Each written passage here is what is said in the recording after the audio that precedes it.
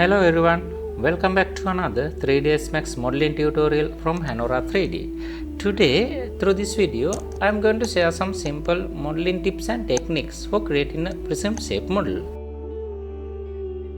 So, I believe one day if you plan to make a similar model like this, so you can apply these tips to your project.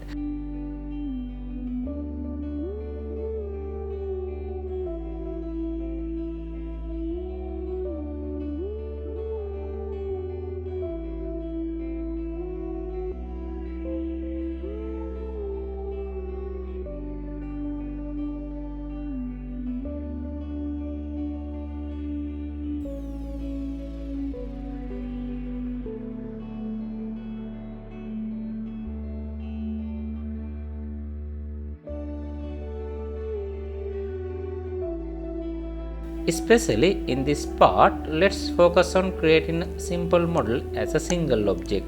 Alright, this means we will create all the details on our base object without using separate parts.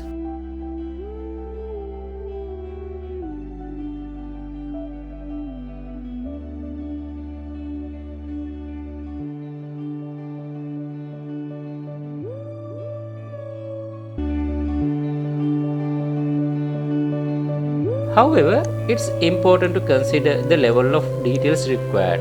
Think, if we need to show many details, we will need a high poly count. But if we can use separate parts for details, we can start the base object with a low poly count. We don't need a high poly count. It means we can start each part with the optimal poly count.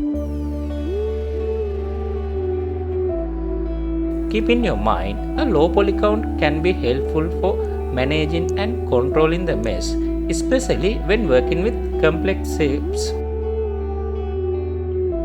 However, in some cases, we may need to start with a high poly count to achieve the desired level of detail. According to this video, we are creating a simple mesh, so we can start with a low poly count.